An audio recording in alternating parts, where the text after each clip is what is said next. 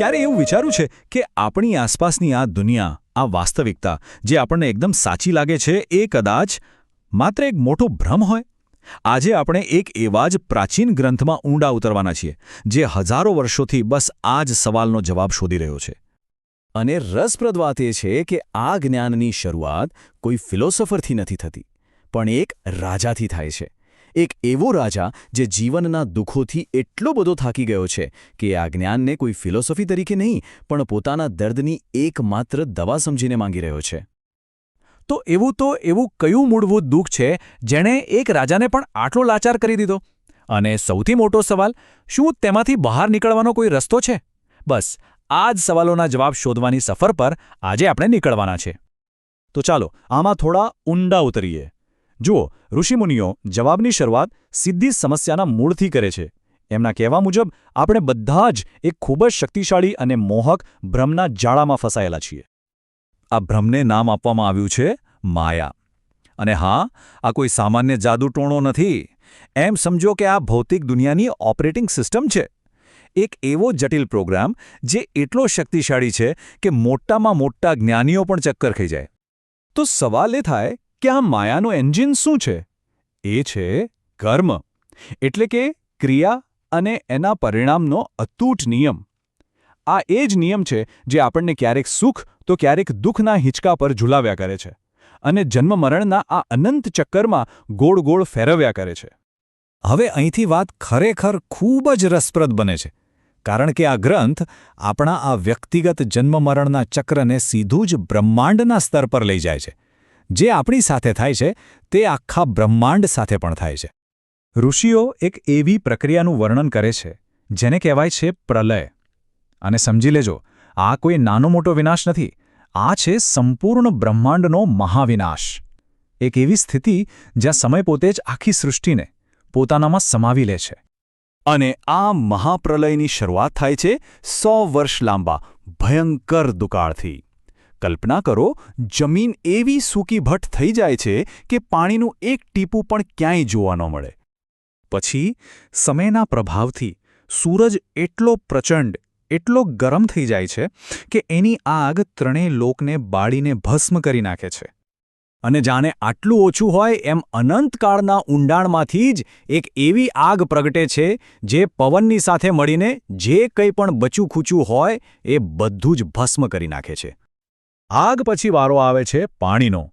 100 વર્ષ સુધી એવો મુશળધાર વરસાદ વરસે છે, એવો વરસાદ કે જે સમગ્ર બ્રહ્માંડને એક જ વિરાટ મહાસાગરમાં ડૂબાડી દે છે. અને હવે આવે છે અંતિમ ચરણ. આ સમજવું ખૂબ જ અદ્ભુત છે. જુઓ, સૃષ્ટિના જે મૂળભૂત તત્વો છે એ એક પછી એક જેમાંથી બન્યા હતા એમાં જ પાછા ભળી જાય છે.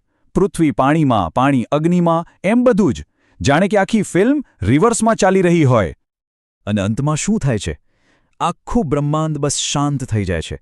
ગ્રંથમાં કહ્યું છે એમ, જેમ ઈંધણ વગર અગ્નિ શાંત થઈ જાય છે, બસ એ જ રીતે બધું જ પાછું પોતાની મૂળ અવ્યક્ત અવસ્થામાં જતું રહે છે.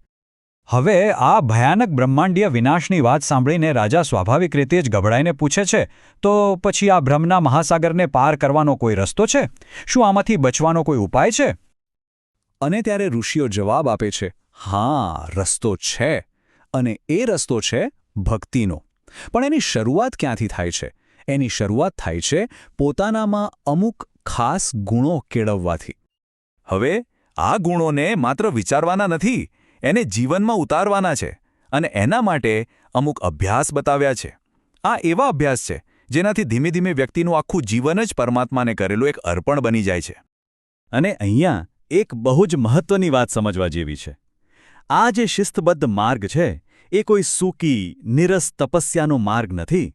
ના, બલકે આ તો એક એવી અવસ્થા તરફ લઈ જાય છે જ્યાં વ્યક્તિ પરમ આનંદનો અનુભવ કરે છે. ક્યારેક રડીને, ક્યારેક હસીને, તો ક્યારેક નાચી ગાઈને. તો ચાલો હવે આગળ વધીએ અને જોઈએ કે આ ભક્તિના માર્ગનું અંતિમ લક્ષ્ય શું છે. આખરે આ બધું કરવાથી કઈ વાસ્તવિકતાનો અનુભવ થાય છે?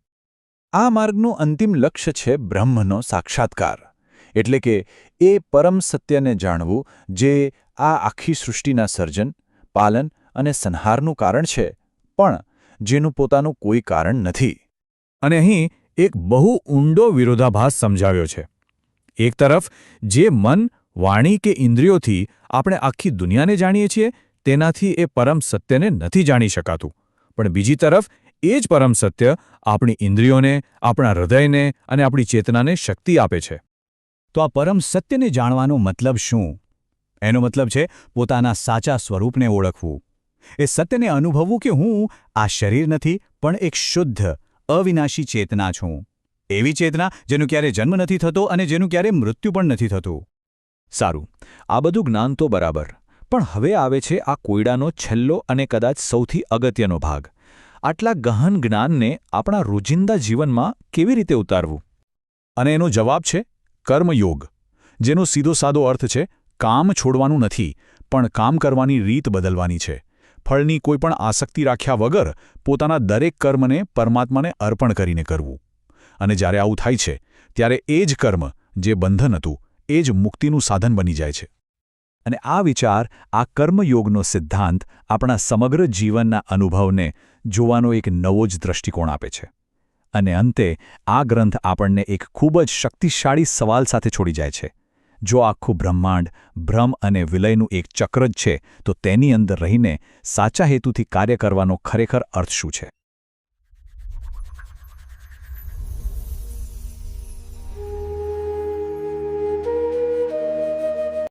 આપનું સ્વાગત છે. આજે આપણે શ્રીમદ ભાગવતમના ઊંડાણમાં ઉતરી રહ્યા છીએ, ખાસ કરીને સ્કંદ 11, અધ્યાય 3. હા, જેમાં રાજા નિમિ અને 9 યોગેશ્વરો વચ્ચેનો અદ્ભુત સંવાદ છે. બરાબર. અને આપણો આજનો પ્રયાસ રહેશે કે આ સંવાદમાંથી માયા એટલે કે ભ્રમ, મુક્તિના માર્ગો અને જે પરમ સત્ય છે એના સ્વરૂપ વિશે કંઈક સ્પષ્ટતા મેળવીએ. ચોક્કસ, આ સંવાદ ખરેખર આપણા અસ્તિત્વના જે મૂળભૂત પ્રશ્નો છે ને એને સ્પર્શે છે. રાજા નિમિ જે પૂછે છે, માયા શું છે? હા, એ પ્રશ્ન તો કદાચ આપણને બધાને થાય. સાચી વાત. અને ઋષિઓ જે જવાબ આપે છે ને એમાં સૃષ્ટિ કેવી રીતે રચાય, આપણે કેવી રીતે બંધાઈએ અને હા, સૌથી અગત્યનું કેવી રીતે મુક્ત થઈ શકીએ એ બધું જ આવી જાય છે. તો ચાલો સીધા જ શરૂ કરીએ. રાજા નિમિનો પહેલો જ પ્રશ્ન ખૂબ જ સીધો અને સચોટ છે. ભગવાનની આ માયાશક્તિ શું છે જે એટલી પ્રબળ છે કે મોટા જ્ઞાનીઓને પણ ભ્રમમાં નાખી દે? અને એની સાથે જ એ પણ કહે છે કે ભગવાનની કથા સાંભળવાથી કદી તૃપ્તિ નથી થતી. એટલે કે આ વિષય એટલો ગહન છે, એટલો રસપ્રદ છે. બરાબર. તો માયાને સમજવી એ ખરેખર સહેલું નથી. અંતરિક્ષ ઋષિ જવાબ આપતા કહે છે કે કેવી રીતે પરમાત્માએ પોતાની જ શક્તિ માયા થકી આ પંચમહાભૂતોમાંથી જુદા જુદા શરીર બનાવ્યા, નાના મોટા, ઊંચા નીચા. એટલે ભગવાને પોતાની અંદરથી જ આ બધું રચ્યું. એમ, હા, પોતાનામાંથી જ અભિવ્યક્ત કર્યું, કોઈ બહારની વસ્તુમાંથી નહીં. અને પછી જે મહત્વની વાત છે એ આ શરીરોમાં જીવાત્મા રૂપે પ્રવેશ્યા. ઓહ! પ્રવેશ્યા એટલે ભગવાન સૃષ્ટિ બનાવીને દૂર નથી રહેતા. ના ના. એ જ તો મુદ્દો છે. શ્લોક 4 અને 5માં કહ્યું છે ને કે એ પ્રવેશીને પછી મન અને 10 ઇન્દ્રિયો દ્વારા પેલું સાંસારિક વિષયો છે ને એનો અનુભવ કરે છે. અને અહીં જ પેલી ગૂંચવણ શરૂ થાય છે. જીવાત્મા, જે મૂળ તો પરમાત્માનો જ અંશ છે, એ પોતે જ પ્રકાશિત છે, પણ ઇન્દ્રિયોથી વિષયો ભોગવતા ભોગવતા એ ભૂલી જાય છે. શું ભૂલી જાય છે? પોતાનું મૂળ સ્વરૂપ. એ એમ માનવા લાગે છે કે આ શરીર હું છું, આ કર્મો હું કરું છું. પેલો હું અને મારોનો ભાવ જે છે ને, હા, એ જ બંધનનું કારણ બની જાય છે. અને અહંકાર, એનાથી જ કર્મના બીજ રોપાય છે. જીવ કર્મો કરતો જાય, એના ફળ ભોગવે, સુખ હોય કે દુઃખ, અને પાછા નવા કર્મોના સંસ્કાર ભેગા કરે. એટલે ચક્ર જેવું. હા, એક અવિરત ચક્ર. અને શ્લોક 7 કહે છે એમ, આ ચક્ર જીવને વારંવાર જન્મ મરણમાં ધકેલે છે. અને આ ખાલી વ્યક્તિગત નથી, આ તો બ્રહ્માંડના સ્તરે પણ ચાલે છે. સૃષ્ટિ થાય, પ્રલય થાય. હા, પ્રલયની વાત પણ આવે છે. શ્લોક 8 થી 15માં તો ઘણું વિગતવાર વર્ણન છે. દુષ્કાળ, સૂર્યનો તાપ. હા, એ વર્ણન પ્રલયની ભયાનકતા બતાવે છે. પણ એનો ગહન અર્થ સમજવા જેવો છે. એ બતાવે છે કે જે કંઈ સર્જાયું છે એ પાછું પોતાના મૂળ કારણમાં વિલીન થઈ જાય છે. કેવી રીતે?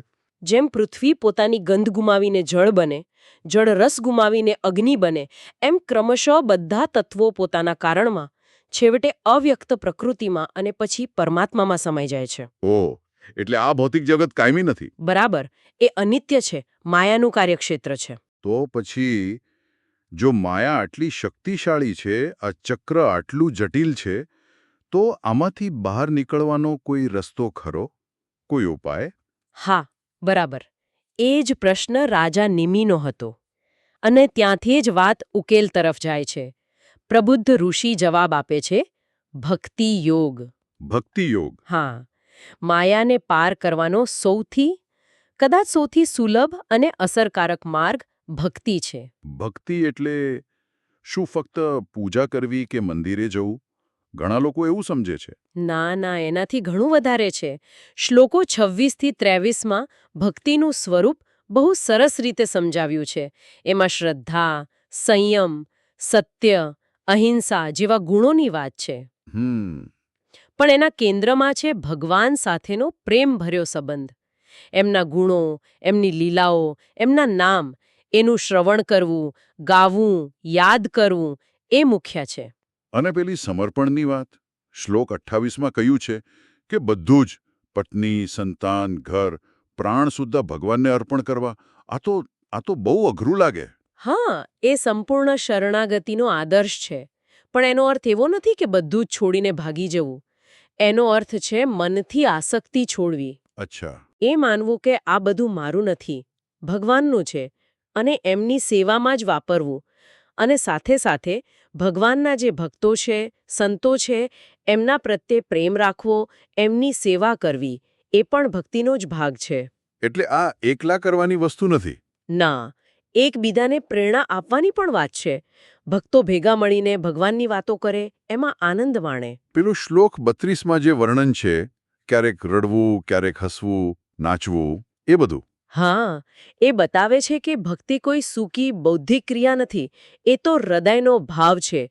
પ્રેમ જ્યારે ઊંડો થાય ને, ત્યારે આવી અલગ અલગ ભાવદશાઓ સહજ રીતે પ્રગટ થાય. અને આ બધાનું પરિણામ શ્લોક 33 સ્પષ્ટ કહે છે, આવી નિષ્ઠાવાળી ભક્તિથી ભક્ત માયાને સહેલાઈથી પાર કરી જાય છે, જાણે ભગવાન પોતે હાથ પકડીને એને લઈ જાય. વાહ, તો ભક્તિ એ ચાવી છે. પણ જેના પ્રત્યે આ ભક્તિ કરવાની છે, એ પરમ તત્વ, એ નારાયણ, બ્રહ્મ, પરમાત્મા, એમનું સ્વરૂપ કેવું છે? એ પણ રાજા પૂછે છે. બરાબર. અને એનો જવાબ પીપલાયન ઋષિ આપે છે. અહીંથી વાત થોડીક તત્વજ્ઞાન તરફ જાય છે. એ કહે છે કે પરમ તત્વ એ છે જે આ જગતની ઉત્પત્તિ, સ્થિતિ, લયનું કારણ છે, પણ પોતે કારણ વગરનું છે. એ આપણી જાગ્રત, સ્વપ્ન, ગાઢ નિંદ્રા ત્રણેય અવસ્થામાં છે અને એનાથી પર પણ છે. ત્રણેય અવસ્થામાં? હા. અને હકીકતમાં આપણું આ શરીર, ઇન્દ્રિયો, મન, પ્રાણ, આ બધું જેના લીધે ચેતનવંતું લાગે છે ને, એ જે પરમ તત્વ છે. પણ પછી શ્લોક 36માં એમ કહ્યું કે મન, વાણી, આંખો એને પામી નથી શકતા. આ કેવી રીતે બને? જો એ જ બધે છે તો આપણે એને કેમ નથી જાણી શકતા? સારો પ્રશ્ન છે.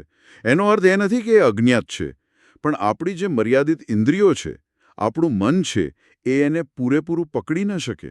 જેમ અગ્નિની જ્વાળા અગ્નિને ન બાળી શકે. અચ્છા, એ રીતે. હા, એ વર્ણોનોથી પર છે, પણ એનો અનુભવ શક્ય છે.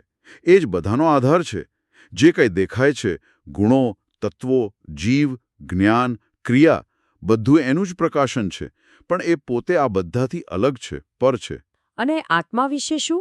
આત્મા અને પરમાત્મા એક જ છે. શ્લોક 38 કહે છે કે આત્મા જન્મતો નથી, મરતો નથી, વધતો નથી, ઘટતો નથી. એ શુદ્ધ ચૈતન્ય સ્વરૂપ છે. જેમ એક જ વીજળી અલગ અલગ બલ્બમાં પ્રકાશ આપે, એમ એક જ આત્મા અલગ અલગ શરીરમાં અલગ લાગે, પણ મૂળ તો એક જ છે. પેલું ગાઢ નિંદ્રાનું ઉદાહરણ બહુ રસપ્રદ છે. શ્લોક 39માં. એનાથી આત્માનું અસ્તિત્વ કેવી રીતે સાબિત થાય? હા, એ બહુ મહત્વનો મુદ્દો છે. જુઓ, ગાઢ ઊંઘમાં આપણું મન, બુદ્ધિ, અહંકાર બધું શાંત થઈ જાય છે. ઇન્દ્રિયો કામ નથી કરતી, કંઈ ખબર નથી હોતી. બરાબર. પણ જાગ્યા પછી આપણને યાદ આવે છે, હું બહુ સુખેથી સૂતો હતો. તો આ હું કોણ છે? જેણે ઊંઘનું સુખ માણ્યું અને એને યાદ રાખ્યું જ્યારે મન બુદ્ધિ તો હતા જ નહીં. સાચી વાત છે. ઋષિ કહે છે કે આ જે સાક્ષી ભાવે રહેનાર ન બદલાનાર તત્વ છે એ જ આત્મા છે, કૂટસ્થ. આ રોજિંદા અનુભવમાં જ એની સાબિતી છે. તો આ આત્મતત્વનો સીધો અનુભવ કેવી રીતે થાય? સાક્ષાત્કાર. કે જ્યારે ભગવાનના ચરણોમાં દૃઢ ભક્તિથી આપણું ચિત્ત, આપણું મન શુદ્ધ થાય, એના પર જામેલો કર્મોનો અને સંસ્કારોનો મેલ ધોવાઈ જાય, હા, ત્યારે એ શુદ્ધ થયેલા ચિત્તમાં જ આત્માનો સાક્ષાત્કાર થાય છે. જેમ ચોખ્ખી આંખ જ સૂર્યને બરાબર જોઈ શકે. એટલે મનની શુદ્ધિ જરૂરી છે. અત્યંત જરૂરી. આપણે માયા, ભક્તિ અને પરમતત્વની વાત કરી. હવે રાજા નિમિનો છેલ્લા પ્રશ્ન આવે છે કર્મ વિશે. કર્મયોગ શું છે જેનાથી પેલું નૈષ્કર્મ્ય મળે, એટલે કે કર્મ બંધનમાંથી મુક્તિ? હા, અને આનો ઉત્તર આવિર્હોત્ર ઋષિ આપે છે. તે સમજાવે છે કે વેદોમાં જે કર્મ, અકર્મ, વિકર્મની વાતો છે એ થોડી ગૂઢ છે. સીધી રીતે નથી કહેવાયું. પરોક્ષવાદ કયું છે ને? બરાબર, પરોક્ષવાદ. વેદ સીધું નથી કહેતા કે કર્મો છોડી દો, પણ જેમ ડોક્ટર બાળકને કડવી દવા મીઠી ગોળીમાં આપે, હા, એમ વેદ શરૂઆતમાં ફળની લાલચ આપીને કર્મ કરાવે છે. સ્વર્ગ મળશે, સુખ મળશે, જેથી માણસ ધીરે ધીરે કર્મના માર્ગે વળે અને એનું ચિત્ત શુદ્ધ થાય. તો શું કર્મ કરવું મરજિયાત છે? કર્મ છોડી દઈએ તો? કર્મ છોડવાની વાત નથી, ફળની આસક્તિ છોડવાની વાત છે. જો કોઈ અજ્ઞાની માણસ શાસ્ત્રને સમજ્યા વગર મન ફાવે એમ કર્મ કરે, એટલે કે વિકર્મ કરે, તો એ તો વધારે ફસાય. ઓહ, પણ જે માણસ વેદમાં બતાવેલા કર્મો ફળની ઈચ્છા વગર ફક્ત ભગવાનને અર્પણ કરવાના ભાવથી કરે, તો એ જ કર્મો બંધનમાંથી છોડાવનારા બને છે. આ જ કર્મયોગ. આ જ કર્મયોગનું હાર્દ છે. એનાથી નૈષ્કર્મ્ય સિદ્ધિ મળે, એટલે કે એવી સ્થિતિ આવે કે તમે કર્મ કરો પણ એનું બંધન તમને લાગે નહીં. આ તો સિદ્ધાંત સમજાયો, પણ વ્યવહારમાં કેવી રીતે કરવું? કોઈ ચોક્કસ રીત બતાવી છે? હા, ઋષિ એક વ્યવહારિક ઉપાય તરીકે ભગવાનના પૂજનની વિધિ સૂચવે છે. જે હૃદયમાં અજ્ઞાનની ગાંઠ પડી ગઈ છે એને જલ્દી ખોલવી હોય તો વિધિપૂર્વક ભગવાન કેશવની પૂજા કરવી. પૂજા એટલે મૂર્તિ પૂજા? હા, મૂર્તિમાં અથવા અન્ય કોઈ સ્વરૂપમાં. પણ મુખ્ય ભાવ છે શાસ્ત્રો સમજીને, આચાર્ય પાસેથી દીક્ષા લઈને, શ્રદ્ધાથી કરવી. જે પૂજાની વિધિ આપી છે, શુદ્ધિ, આસન, ન્યાસ, મંત્રો, અલગ ઉપચાર. હા, પાદ્ય, અર્ઘ્ય, સ્નાન, વસ્ત્ર, ઘણું લાંબુ લિસ્ટ છે. હા, એ બધું શું છે? એ બધું મનને એકાગ્ર કરીને ભગવાન સાથે જોડવાના સાધનો છે. એટલે ખાલી બહારની ક્રિયાઓનું મહત્વ નથી. ક્રિયાઓ સાધન છે, સાધ્ય નથી. મહત્વ ભાવનું છે. પૂજા કરતી વખતે એવો ભાવ રાખવો કે હું ભગવાનમાં જ લીન છું, અને પૂજા પછી પ્રસાદ લેવો, ભગવાનને હૃદયમાં ધારણ કરવા. અને છેલ્લે કહ્યું કે પૂજા ક્યાં ક્યાં થઈ શકે? હા, એ બહુ જ સુંદર વાત છે. ફક્ત મૂર્તિમાં જ નહીં, અગ્નિમાં, સૂર્યમાં, જળમાં, કોઈ અતિથિ આવે એમાં, અને સૌથી શ્રેષ્ઠ પોતાના હૃદયમાં. પોતાના હૃદયમાં? હા, જે આ રીતે બધે જ ભગવાનને જોઈને એમનું પૂજન કરે છે, તે જલ્દી મુક્ત થાય છે. આનો અર્થ એ થયો કે આપણું આખું જીવન જ એક પૂજા બની શકે છે. ખરેખર અદ્ભુત ચર્ચા રહી. આપણે માયાના એ જટિલ કોયડાથી શરૂ કર્યું, પછી ભક્તિ અને કર્મયોગના રસ્તા જોયા, અને પરમ સત્ય અને આત્માના સ્વરૂપ સુધી પહોંચ્યા. આ બધાનો સાર શું કહી શકાય? સાર એ જ છે કે જીવન ભલે માયાને કારણે જટિલ લાગે, બંધનવાળું લાગે, પણ એમાંથી બહાર નીકળવાનો રસ્તો છે, સ્પષ્ટ રસ્તો છે. અને એ રસ્તો કયો? મુખ્યત્વે બે. એક, શુદ્ધ હૃદયથી કરેલી ભક્તિ, અને બીજું, ફળની આશા વગર ભગવાનને સમર્પીને કરેલું કર્મ. આ બે સાધન આપણને માયાના બંધન તોડીને પરમ સત્યનો અનુભવ કરાવી શકે છે. અને શ્રીમદ્ ભાગવતમ આ માર્ગ બહુ જ સ્પષ્ટતાથી અને કરુણાથી બતાવે છે. અને છેલ્લે એક વિચાર જે પેલી ગાઢ નિંદ્રાની વાતમાંથી આવે છે. જો આપણો આત્મા એ ઊંઘ જેવી જ્યાં કશું ભાન નથી હોતું એવી અવસ્થામાં પણ એક સાક્ષી તરીકે હાજર જ રહે છે, બદલાતો નથી, તો આપણી આ જે રોજની જાગ્રત અવસ્થાની ચેતના છે, આપણી ઓળખ, આપણા વિચારો, આપણા કર્મો, એનો આ મૂળભૂત શાશ્વત ચૈતન્ય સાથે શું સંબંધ હશે?